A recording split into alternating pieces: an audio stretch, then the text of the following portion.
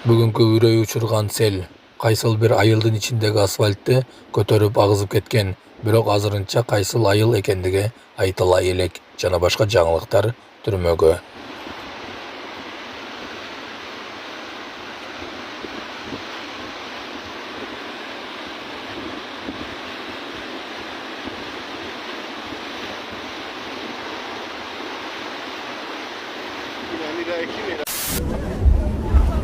Чебачки, чипсы, кукуруза.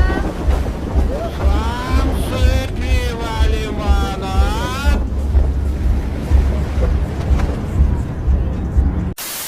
Орусияга учуп барган ондогон тажик жараны аэропорттон кайра кайтты.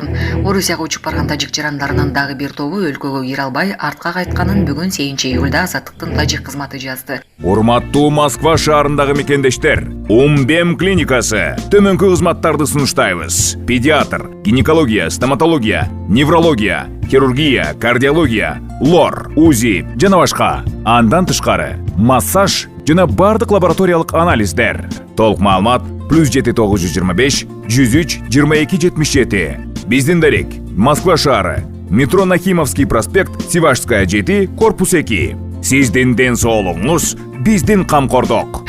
Москвага Бактар шаарынан учуп барган ондогон тажикстандык мигрант Шереметьево аэропортунда 5 күн өткөргөнүн, Орусиянын аймагына кирүүгө уруксат берилбегенин өздөрү айтып беришти. Алардын айтымында Москвага 3-июлда учуп барышкан, бирок чек арачылар өткөрбөй коюшкан. Багажыбызды да бербей коюшту. Ичинде нан жана бир аз тамак ашыбыз бар эле. Аэропорттон сууну жана шоколад батондорун кымбат бага сатып алып турууга мажбур болдук. Учуп барган жалпысынан 200 чакты киши болчу. Ошолордун арасынан Тажикстандын жарандарын гана киргизбей коюшту дейт алар. Үйүнө 8-июлда гана кайтканын билдирген мигранттар аларды эмне үчүн өткөрбөй койгонун орусиялык кызматкерлер түшүндүрбөгөнүн белгилешти. Быйыл жазына Москвада Крокус Сити холл борборунда кеминде 145 адамдын өмүрүн алган теракт боюнча кармалгандардын көбүнүн теги тажикстандык экени аныкталган. Ошондон бери тажик жарандардын Орусияга кирүүсү кыйындады. Май айында Тажикстандын тышкы иштер министрлиги элин азырынча Орусияга барбай кое турууга чакырган. Учуп барып бирок кайра мекенине кайтарылгандар буга чейин да болгон. Булак Азаттык. Ош менен Баткендин бир катар аймактарында сел жүрүп, унаа жолдор жабылды. Бүгүн 8-июлда Ош жана Баткен облустарына сел жүрүп, ыкчам топ тартылды. Бул тууралуу Өзгөчө кырдаалдар министрлигинен кабарлады. Маалыматка ылайык саат 15:49 чамасында жааган жаанын кесепетинен коктук булуттордон келген сел суулары Баткен районундагы Айгүлташ, Согмент, Таян унаа жолунун 3-8-чакырымын кумшагылга толтуруп, жол каттамы жабылган. Ошондой эле Кара Булак айылында сел өтүүчү сайган. Сел суусу келгендиги тууралуу маалымат түшкөн.